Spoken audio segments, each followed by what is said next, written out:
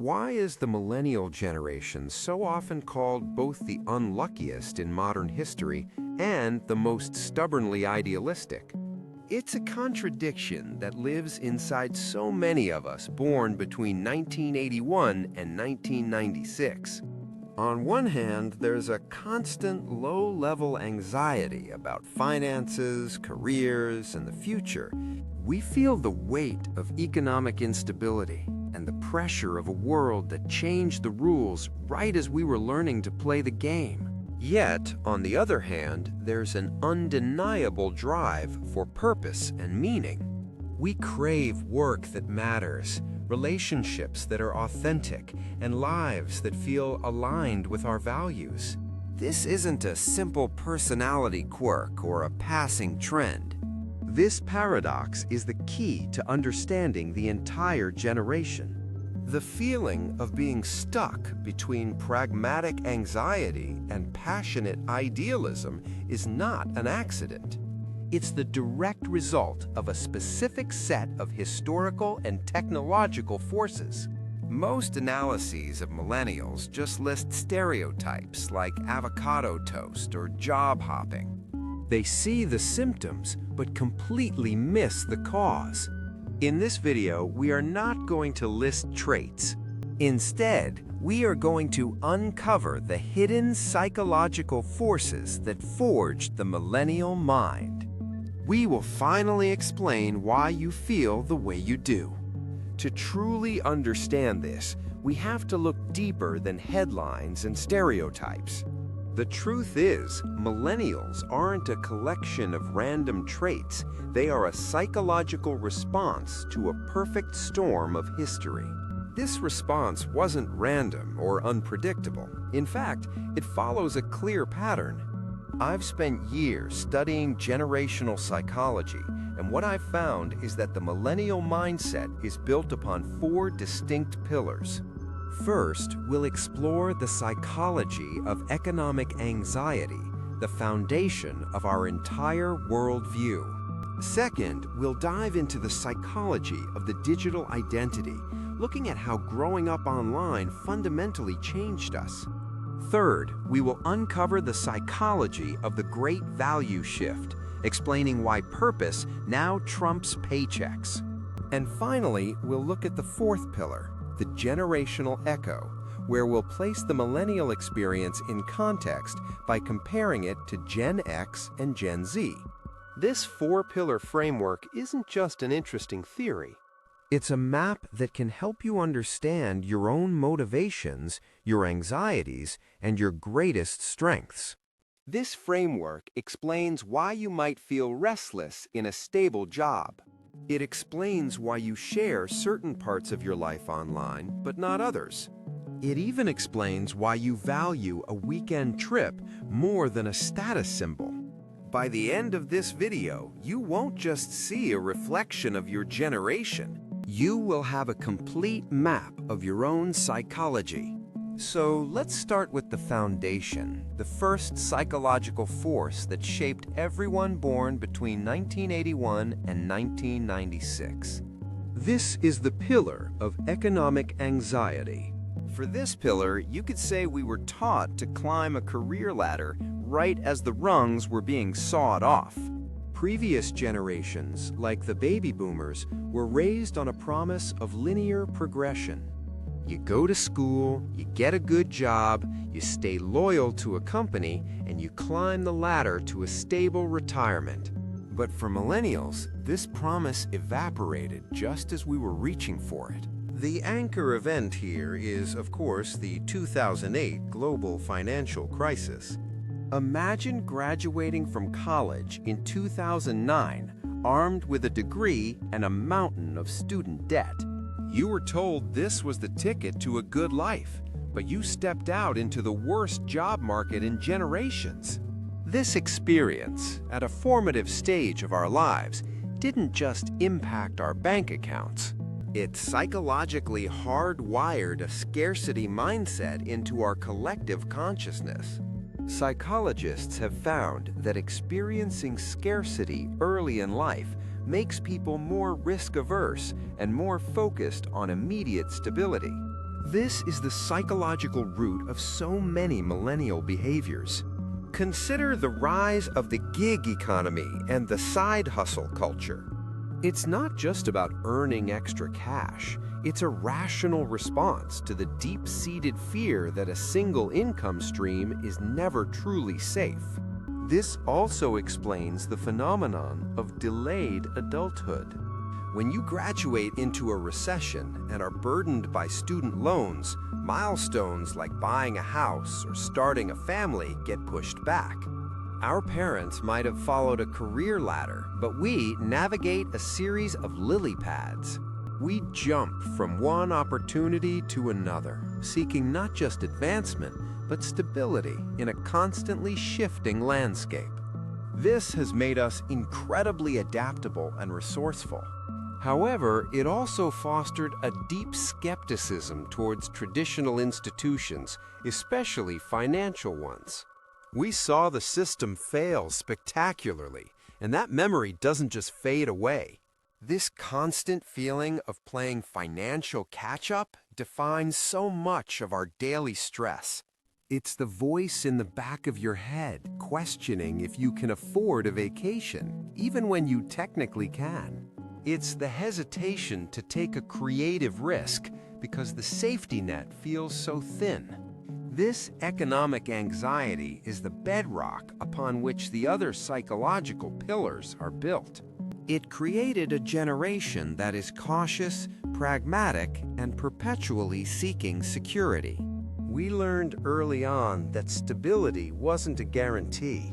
It was something you had to constantly fight for. This deep need for security would eventually push us to look for fulfillment in other, non-financial areas. And if you feel that way, you're not alone. It is a rational response to the world we inherited. The economic landscape shaped our survival instincts. But that economic pressure is only half the story.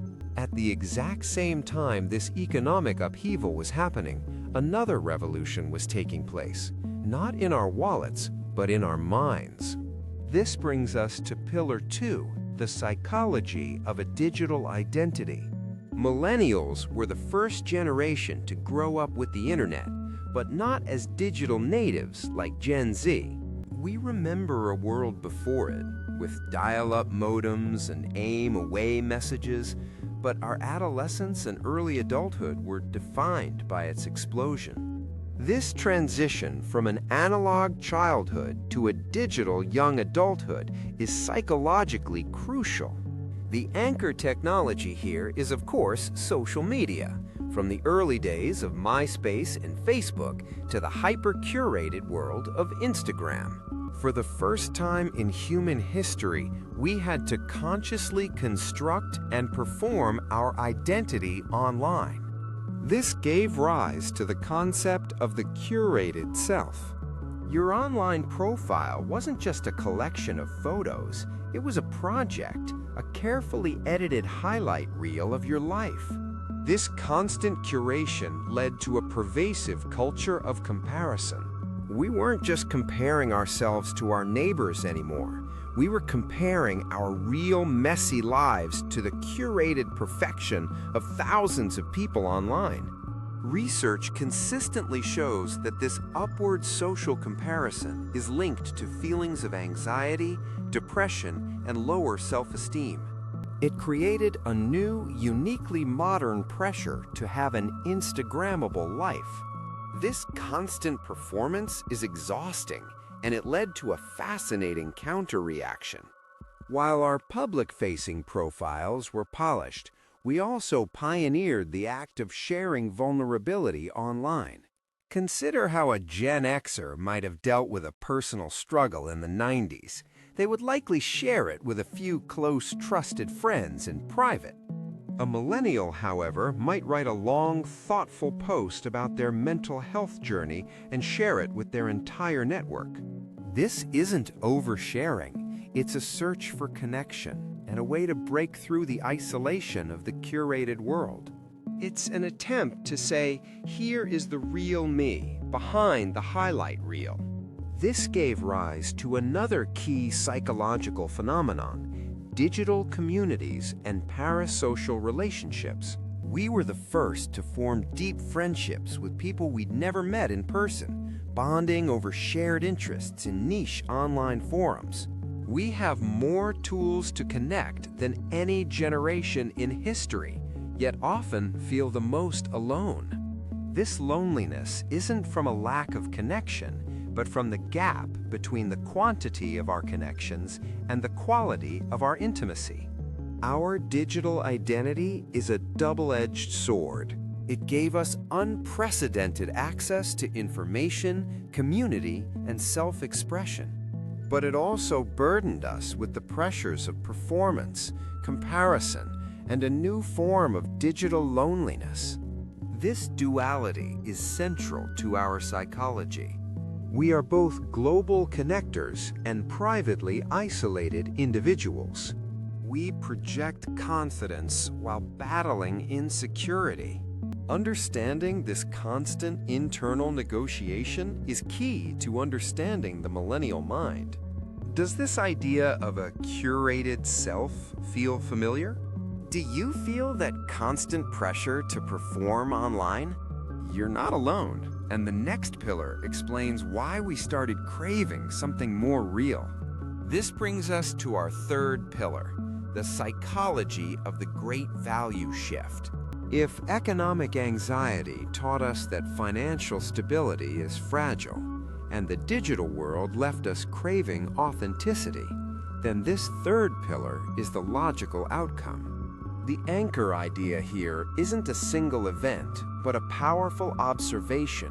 We watched our parents' generation play by the rules and still lose. We saw loyal, hard-working employees get laid off during recessions, their decades of dedication rewarded with a pink slip. The psychological impact of this was profound. The social contract that promised loyalty would be rewarded was broken in front of our eyes.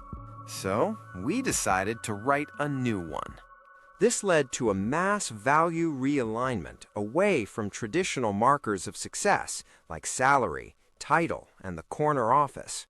Psychologists call this a shift towards post-materialism, where personal growth, self-expression, and quality of life are valued more than material wealth.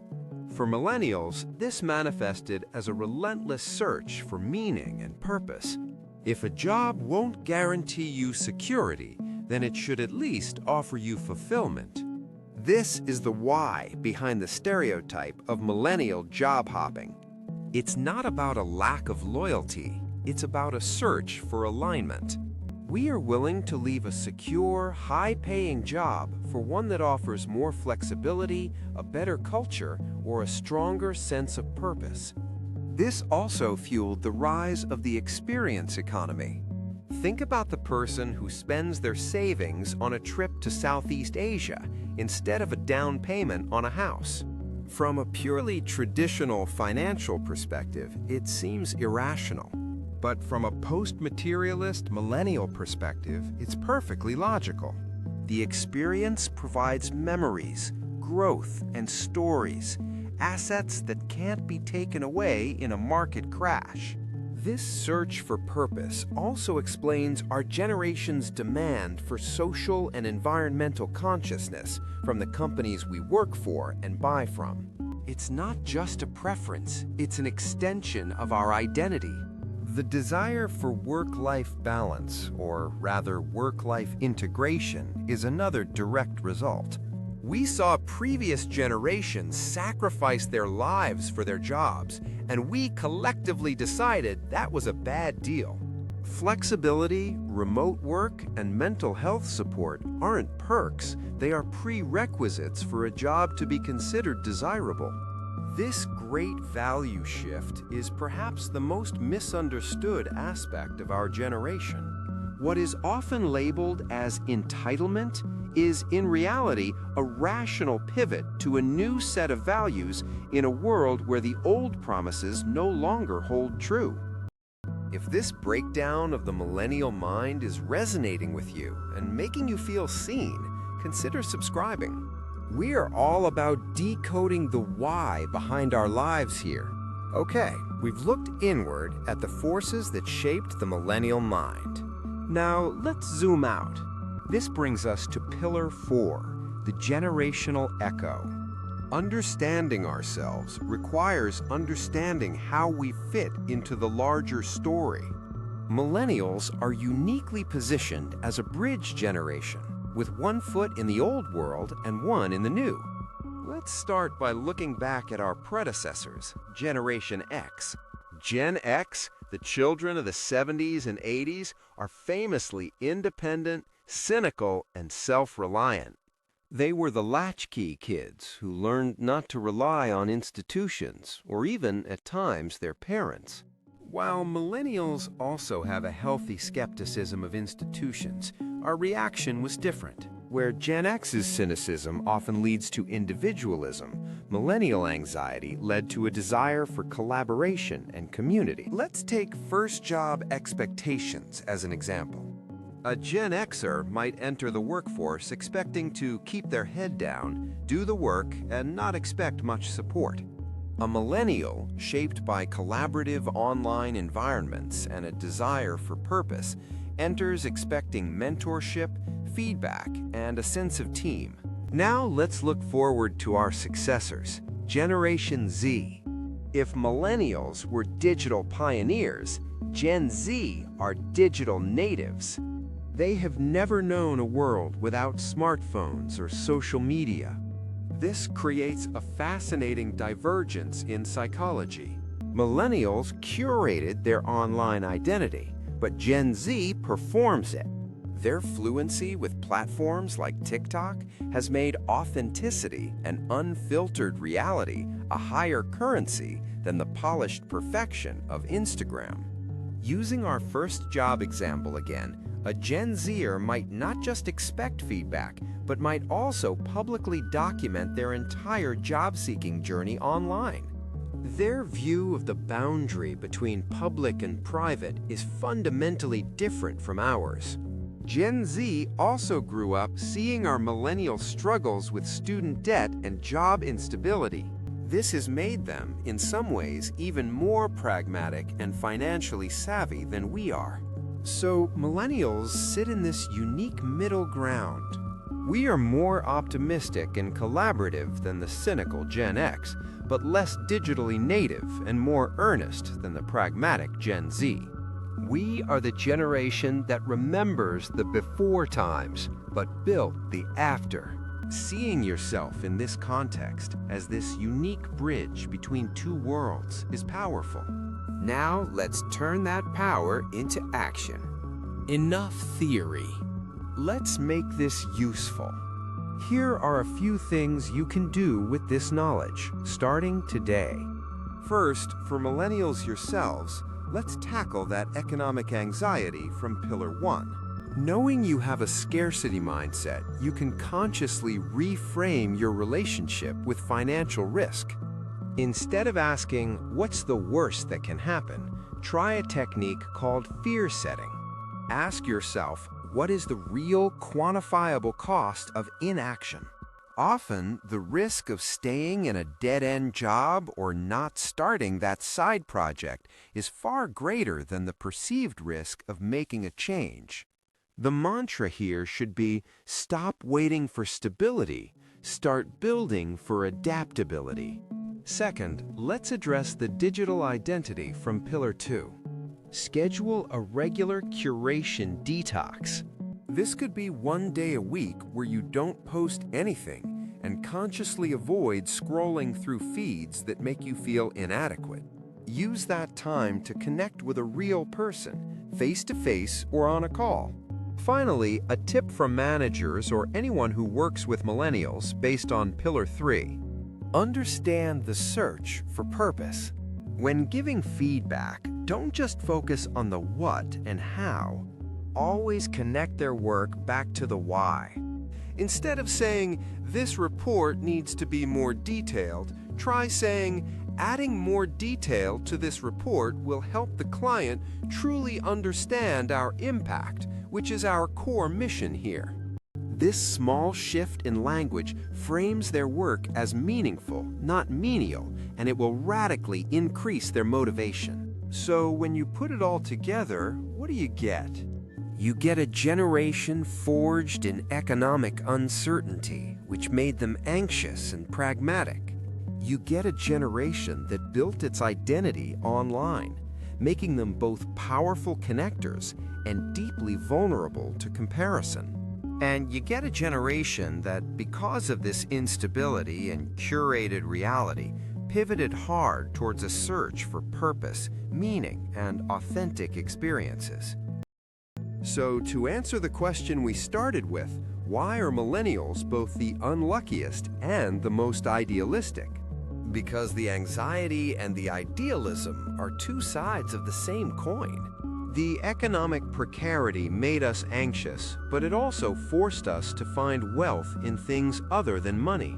The superficiality of the early social web made us crave authentic connection. Millennials aren't unlucky or entitled. They are a generation of pragmatic idealists, shaped by a unique crucible of forces. What looks like job hopping from the outside is actually a purpose quest from the inside. This psychological profile isn't a life sentence or an excuse. It is a map. And now you have that map to navigate your career, your relationships, and your life with more intention and self-awareness. It's the tool you can use to build a life that feels right, even in a world that often feels wrong. Thank you so much for joining me on this deep dive. If this gave you a powerful aha moment, please consider subscribing for more videos that decode our modern world. Now, I want to hear from you. What is the most millennial thing about you, based on these 4 pillars? Let me know in the comments below. I'd love to read your stories. And if you found this interesting, we have many more psychological breakdowns on the channel. You can click here to explore another one.